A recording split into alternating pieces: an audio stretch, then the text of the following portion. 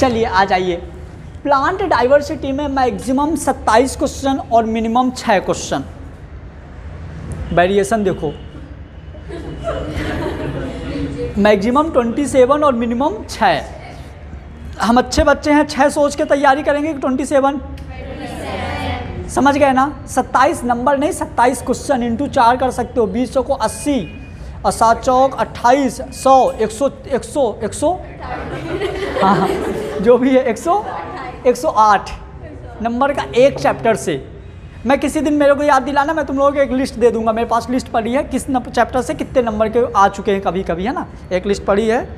तो चलिए अब देखो, प्लांट डाइवर्सिटी मतलब कि अपने को प्लांट डाइवर्सिटी, अभी अपन डाइवर्सिटी समझेंगे। डाइवर्सिटी मतलब कि जब ऑर्गेनिज्म बना था तब से लेके फाइनल तक क्या क्या हुआ था। ध्यान से देना, अपन 4 या 5 लेक्चर बहुत स्लो चलेंगे। जब अपने को पता चल जाएगा कि तुम लोगों के बातें दिमाग में घुसने लगी है तो अपन फास्ट हो जाएंगे। क्लियर? आ जाइए। हाँ, बायो का क्वेश्चन प्रैक्टिस ज़रूर डेली किया करो। तो कि मैं जैसे आज इलेक्ट्रोकेमिस्ट्री करवा रहा था, ऐसे बायो भी करवाऊँ? अरे यार बहुत टाइम ख़राब होगा भाई, वो घर से करके आया करो ना। चलो मैं एक काम करूँगा, जैसे अभी डाइवर्सिटी पढ़ा रहा हूँ ना, नेक्स्ट क्लास में सीट लेके आना, एक बार क्वेश्चन डिस्कस कर दिया करेंगे। लेकिन ऐसा नहीं बैठ के और फिर मतलब घर से करके आओगे तो मज़ा आएगा। अब जैसे आज इलेक्ट्रोकेमिस्ट्री पढ़ाई, जैसे तुम लोग नहीं करके आए थे ना, फिर तुम लोग कैसे समझ में आएगा कि क्या डाउट है? आप करके आई थी, आपको पता था, तो ट्राई किया करो करके आना, है ना, तो सही रहेगा। चलो, प्लांट डाइवर्सिटी में सबसे पहले हम बात करेंगे लिविंग ऑर्गेनिज्म। किसकी बात करेंगे? जिनको पता है बहुत अच्छी बात है। कुछ बच्चे ऐसे हैं जो पहली बार पढ़ रहे हैं, उनको नहीं पता, अपन जीरो से लेके चलेंगे। तो लिविंग ऑर्गेनिज्म मतलब दुनिया की वो चीज़ जो जिंदा है, दुनिया की वो चीज़ जो जिंदा है। अभी मैंने एक टर्मिनोलॉजी पढ़ा था, डिसऑर्गेनाइजेशन। क्या था क्या डिसऑर्गेनाइजेशन? ओल्ड प्रोटोप्लाज्म से न्यू प्रोटोप्लाज्म। मतलब अब यदि हम उस चीज़ को यहाँ बोलें तो हम ये बोल सकते हैं कि डेड मटेरियल से लिविंग मटेरियल का बनना, डेड मटेरियल से लिविंग मटेरियल का बनना डिसऑर्गेनाइजेशन कहलाता है। तो देखना मज़ा आएगा, इसीलिए तो मैं इसको स्टार्ट किया हूँ यहाँ पे। वहाँ प्रोटोप्लाज्म, यहाँ ये दोनों साथ में चलता रहेगा, बढ़िया मज़ा आएगा। आ जाइए। तो यदि हम बात करें लिविंग ऑर्गेनिज्म, अच्छा बताइए, लिविंग ऑर्गेनिज्म बनने से पहले कुछ हुआ होगा? थोड़ा सा अपन इवोल्यूशन रिवीजन करते हैं। इवोल्यूशन मतलब जब अपनी धरती बनी थी, जब अपनी अर्थ बनी थी, तो अर्थ में उस टाइम पे जब कोई लाइफ नहीं था तो सिर्फ पानी था। ऐसा मान के चलो, इसके बारे में पीएचडी करने की जरूरत नहीं है। जब अर्थ में कुछ भी नहीं था तो अपने अर्थ में सिर्फ पानी था। क्या था? यहाँ से अपन शुरू करते हैं, इसके पीछे और नहीं जाते हैं, वो तुम लोग भूगोल वगैरह में पढ़ते रहना। तो अर्थ में क्या था? पानी था। जब लिविंग पॉसिबल नहीं था, तो कभी यदि क्वेश्चन आ जाए कि फर्स्ट टाइम लिविंग कहाँ डेवलप हुआ है, तो आंसर जाएगा वाटर, पहला क्वेश्चन। दूसरा क्वेश्चन, अपने पूरी यूनिवर्स का सोर्स ऑफ एनर्जी क्या है? तो 2 क्वेश्चन पहले ही हो गए, आ चुके हैं एग्जाम में। फर्स्ट टाइम जो लिविंग पॉसिबल था कहाँ हुआ था, और सोर्स ऑफ एनर्जी क्या है? सन। क्लियर? अब आ जाइए। यदि अपन अब देखो, अपने को लिविंग बनाना है, लिविंग बनने से पहले क्या क्या हुआ वो समझना। तो सबसे पहले अपने को प्रोटोप्लाज्म, क्या प्रोटोप्लाज्म के पहले भी अपने को मिला CHON, कोन। क्या मिला? कोन। CHON ये हमारे मेजर एलिमेंट हैं, याद हो तो। अभी मैंने सिखाया था, क्या सिखाया था? Major element. मेजर एलिमेंट इसलिए नहीं बोलते कि इनका साइज बड़ा है, इसलिए बोलते हैं कि इनकी क्वांटिटी ज़्यादा है। समझ में आया? मेजर एलिमेंट हम इनको साइज के अकॉर्डिंग नहीं बोल रहे हैं, मेजर एलिमेंट क्यों बोल रहे हैं? क्योंकि इनकी क्वांटिटी ज़्यादा है। अपने यूनिवर्स, अपनी पूरी धरती में इनकी क्वांटिटी ज़्यादा है। यदि अपन सेल या प्रोटोप्लाज्म की बात करें तो इस सेल या प्रोटोप्लाज्म में इनकी क्वांटिटी कितनी है? 96%। क्लियर? चलिए, ये तीनों चीज़ आपस में रिएक्शन कर करके, अभी नॉन लिविंग की बात चल रही है, मतलब अभी डीऑर्गेनाइजेशन होने वाला है, अभी नॉन लिविंग की बात चल रही है। तो ये जो CHON है, ये आपस में रिएक्शन करके और क्या बना देंगे, ये अलग अलग मॉलिक्यूल बनाएंगे। क्या बनाएंगे? मॉलिक्यूल बनाएंगे। मैं एक साथ कंपाउंड भी लिख देता हूँ, ये मॉलिक्यूल्स और कंपाउंड बनाएंगे।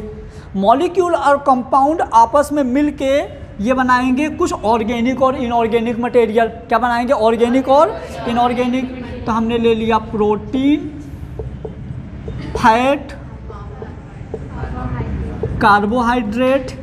चलो आप लोग बोल रहे हो तो न्यूक्लिक एसिड भी ले लेते हैं, ठीक है। मैंने प्रोटीन, फैट, कार्बोहाइड्रेट और न्यूक्लिक एसिड भी ले लिया। एंजाइम्स भी ले सकते हैं, क्योंकि रिएक्शन जब हुआ होगा तो एंजाइम की ज़रूरत पड़ी होगी, है ना। तो अपन चलो एंजाइम भी ले ही लेते हैं। आओ विटामिन भी ले लेते हैं, आओ एलिमेंट भी ले लेते हैं। एलिमेंट तो पहले हो गया, ठीक है। ये अपन ने विटामिन ले लिया। तो protein, fat, carbohydrate, nucleic acid, enzyme और विटामिन।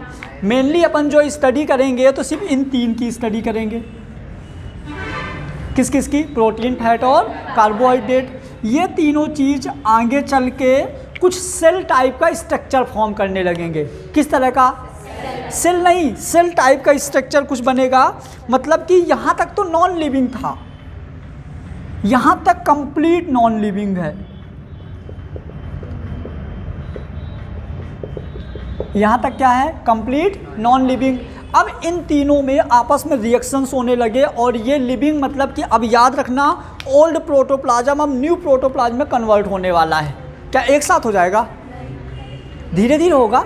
जैसे अपन चाय बनाते हैं तो पहले चाय का पत्ती का कलर आना शुरू होता है, क्या चाय बन गई?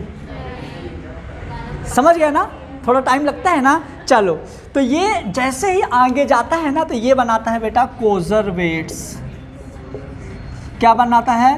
कोजरवेट्स। एक और नाम बताएगा कोई? प्रोटोबायोन्ट। क्या बनाएगा? ये मतलब बस चाय की पत्ती का कलर आना शुरू हुआ है। मतलब यहाँ से हमको ऐसा लगता है 5% की यार कुछ लिविंग टाइप का हो रहा है, कुछ लिविंग टाइप का हो रहा है। इसके बाद ये आगे चल के बनाता है प्रोटोसेल। क्या बनाता है? मतलब प्रोटोसेल में ना उसमें 90% लिविंग के कैरेक्टर्स आ जाते हैं, 90% लिविंग के कैरेक्टर आ जाते हैं। अब प्रोटोसेल के बाद आगे ये जाके क्या बनाता है? Prokaryotic cell. प्रोकैरियोटिक सेल में साइक्लोसिस होता है? प्रोकैरियोटिक सेल में साइक्लोसिस होता है? पक्का? ठीक है, था,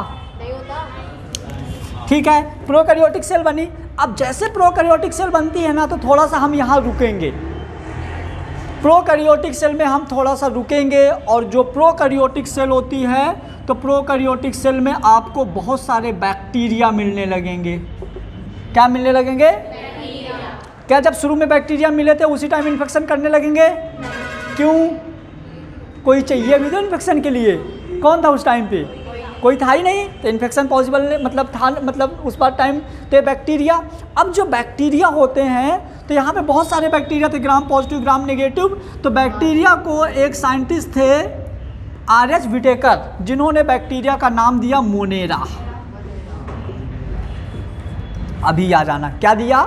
मोनेरा। अभी बैक्टीरिया के बारे में अपन मोनेरा में बहुत डिटेल से पढ़ेंगे, इसलिए अभी मैं कुछ नहीं बोल रहा हूँ, है ना। बैक्टीरिया समझ जाना, सिंगल लेयर्ड है, डबल लेयर्ड है, क्या चीज़ें हम पढ़ लेंगे। वैसे तो बैक्टीरिया यहाँ पर डबल लेयर्ड स्ट्रक्चर होती है। लो तुम समझ जाओगे, समझना चाहोगे तो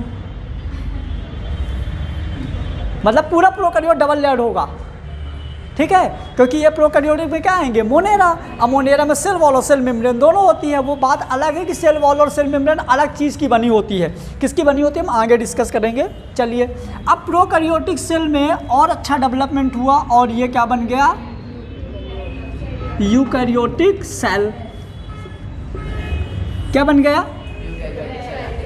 अब जो यूकैरियोटिक सेल थी तो यूकैरियोटिक सेल को हमने दो टाइप्स में बोल दिया। एक को मैंने बोल दिया यूनिसेलुलर और एक को बोल दिया मल्टीसेलुलर। ध्यान दो इधर, पहले मैंने कार्बन, हाइड्रोजन, ऑक्सीजन लिया। यहाँ से मैंने क्या मॉलिक्यूलर कंपाउंड, प्रोटीन, कार्बन, ये बना। इसके बाद कोजरवेट्स मतलब थोड़ा थोड़ा लिविंग टाइप का फीलिंग आने लगा कि हो सकता है ये लिविंग हो। इसके बाद प्रोटोसेल। प्रोटोसेल मतलब क्या? मैक्सिमम चीज़ें लिविंग जैसे डेवलप हो गई थी। अभी डिस्कस करने के लिए तो बहुत है, हम तो 5 लेक्चर में सिर्फ प्रोटोप्लाज्म पढ़ेंगे, तो समझ लो आगे डिस्कस करने के लिए चीज़ें बहुत हैं, लेकिन हम तब डिस्कस करेंगे तभी हेडिंग डलवाऊंगा। क्लियर? अभी नहीं। चलो, तो इसके बाद प्रोकैरियोटिक सेल, अभी ये एक ही सेल है। प्रोकैरियोटिक सेल के बाद ये जो यूकैरियोटिक सेल है ये एडवांस फॉर्म है, समझ गए ना। प्रोकैरियोटिक सेल का जो एडवांस फॉर्म है वो क्या है हमारा? Eukaryotic cell. अब यूकैरियोटिक सेल कोई एक सेल, अब बहुत सारी सेल, तो जहाँ पे एक सेल रहेगी उसको यूनिसेलुलर, बहुत सारी सेल रहेगी तो जो एक सेल होगी, एक सेल के अंदर कौन से ऑर्गेनिज्म आएंगे? तो मोनेरा के बाद क्या आता है?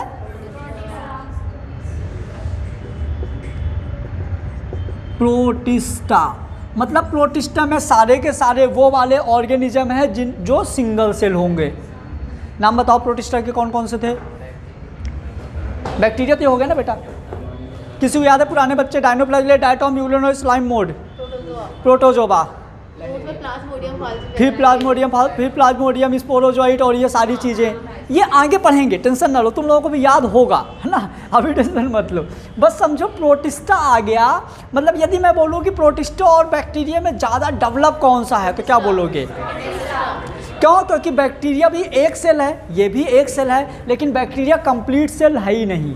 प्रोकैरियोटिक है ना, सेल डेवलप हो रही थी, ये डेवलप हो गया सेल। मतलब आपको प्रोटिस्टा के अंदर mitochondria, Golgi body, endoplasmic reticulum ये सारी चीज़ें मिलेंगी, लेकिन बैक्टीरिया के अंदर नहीं मिलेगा। समझ में आ रहा है ना? ये हो गया प्रोटिस्टा। अब जो हमारा मल्टी सेलुलर था ये भी 2 टाइप्स का था। अच्छा, इसको मैं 2 नाम दे दूँ। अब मल्टी सेलुलर 2 टाइप्स का था। एक क्या था मल्टी सेलुलर? ऑटोट्रॉफ, और एक था हेट्रोट्रॉफ। जो हमारा ऑटोट्रॉफ था इसमें क्या आ गया? प्लांट्स, मतलब प्लांटी।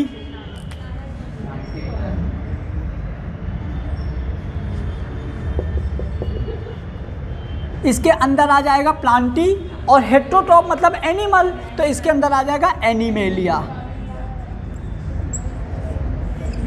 अब मेरी बात सुनो ध्यान से, जो मेन चीज़ है वो समझना। तो प्रोटिस्टा के बाद मल्टी सेलुलर बहुत सारे सेल, तो बहुत सारे सेल, कुछ ऑटोट्रॉफ जो अपना खाना खुद बनाते थे प्लांट, और जो अपना खाना खुद नहीं बनाते थे एनिमल। लेकिन यहाँ पे कुछ चीज़ें छूट गई, जैसे फंगस। फंगस तो कॉलोनी बनाती है, बहुत सारी सेल होती है, लेकिन फंगस हमारा प्लांट थोड़ी है, अलग ही है फंगस। तो जो चीज़ें, जो ऑर्गेनिज्म इन दोनों के बीच में छूट गए थे उनको एक अलग क्लास में रख दिया गया, जिसको क्या बोल दिया गया? माइकोटा। क्या बोल दिया गया?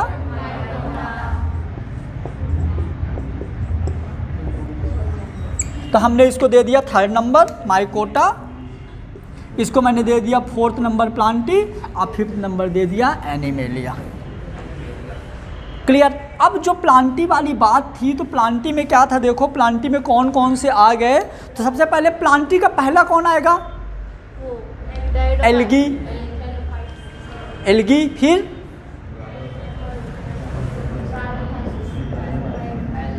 एल्गी, एल्गी बाद थैलोफाइटा आएगा ना। थैलोफाइटा हटा दिए हैं लेकिन आता है ना, इसको हटा दिए हैं। एल्गी, थैलोफाइटा, ब्रायोफाइटा, टेरिडोफाइटा,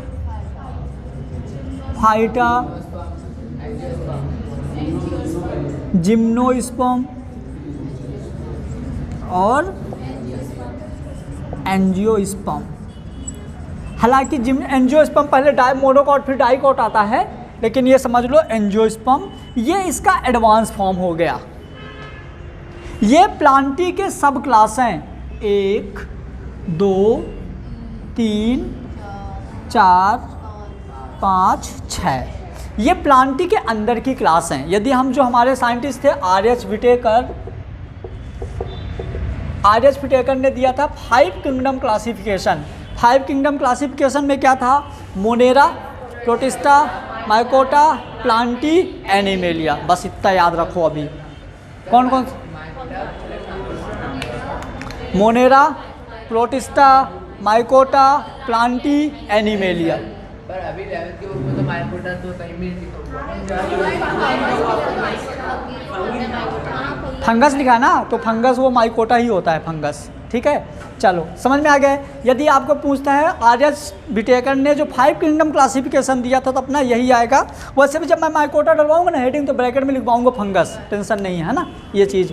वो इसका तो वैसे कोई रोल नहीं था, क्यों आया समझ में आ गया ना, जो यहाँ भी नहीं आए यहाँ भी नहीं आए, जो छूटा हुआ था वो सब यहाँ आ गया। 5 क्लासेस समझ में आ गई। ठीक है, ये वाला नाम याद हुआ तो बढ़िया, नहीं तो कोई बात नहीं। बोलो एक बार, एल्गी,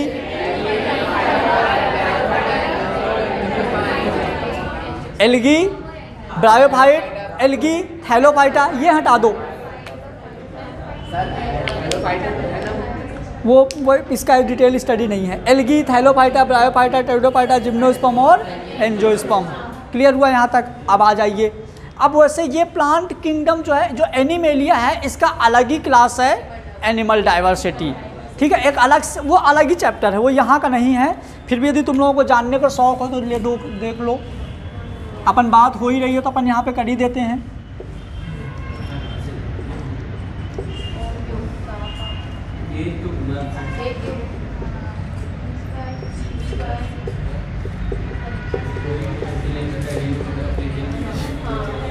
पी स्क्वायर सी स्क्वायर पे ए क्यूब में है ना, ए क्यूब में ESC। चलिए आ जाइए। जैसे हमने प्लांटी को इतने क्लास में डिवाइड किए हैं और फाइनली जो हमारा मैंगो वगैरह के ट्री हैं वो एंजियोस्पर्म में आ गए। जो सबसे एडवांस है वो एंजियोस्पर्म में है। ऐसे यदि अपन एनिमल की बात करें तो सबसे एडवांस हम लोग हैं, मतलब हम लोग कॉर्डेटा हैं। क्या है? कॉर्डेटा। तो समझना एनिमल में कौन कौन से हैं, तो ये 12 नाम हैं। वैसे तो प्रोटोजोआ हटा दिया गया है, प्रोटोजोआ को यहाँ पे रख दिया गया है इसके सब क्लास में। ठीक है, लेकिन मैं फिर भी लिख देता हूँ यहाँ पे। वैसे प्रोटोजोआ के सारे क्लासेस को यहाँ रख दिया गया है, याद रखना, मैं बोल रहा हूँ फिर से, क्योंकि प्रोटोजोआ में कुछ कैरेक्टर मतलब जैसे अमीबा वगैरह, अब ना वो एनिमल आता ना तो प्लांट में आता, उसमें दोनों कैरेक्टर्स होते हैं, इस वजह से वहाँ पे कर दिया गया है। चलिए, तो सबसे पहले आएगा हमारा प्रोटोजोआ। मैं लिख दे रहा हूँ, बाकी दिल में मत लेना। प्रोटोजोआ, कोरीफेरा, सीलेंट्रेटा,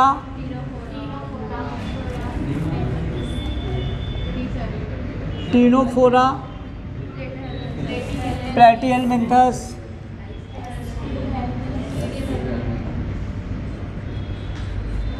एस्केहेलमिंथस,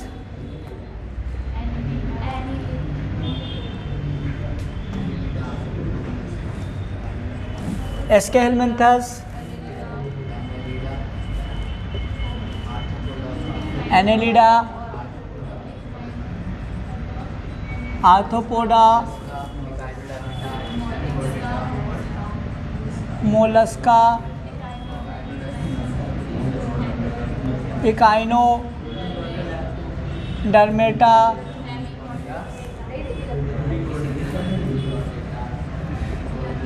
हेमिकॉर्डेटा, क्या बोले, सीनेरेटा,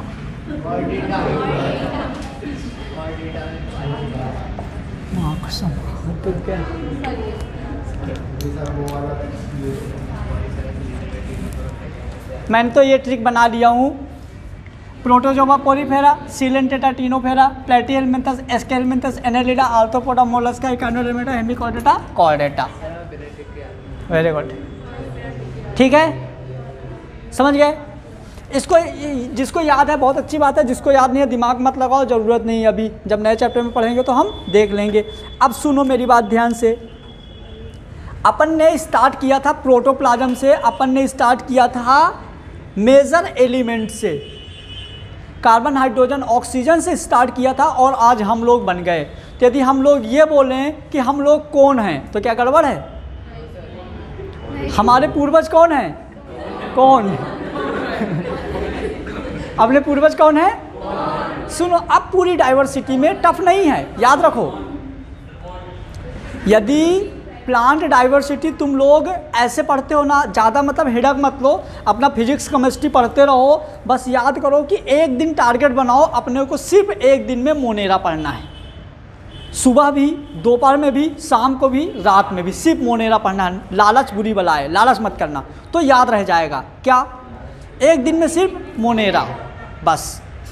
एनसीईआरटी में सिर्फ 2 हैं, आर्की बैक्टीरिया और यू बैक्टीरिया, लेकिन अपने को थोड़ा एक्स्ट्रा भी पढ़ना है। क्लियर हुआ? चलो, एक दिन में मोनेरा, फिर दूसरे दिन में प्रोटिस्टा, डायटॉम्स, डायनोप्लाज्मोइड, जुगनेनोइड, स्लाइम मोल्ड। फिर तीसरे दिन में कहाँ गया? माइकोटा, एक्सकोमाइसिटीज, वेस्कोमाइसिटीज, ड्यूटेरोमाइसिटीज और फाइकोमाइसिटीज।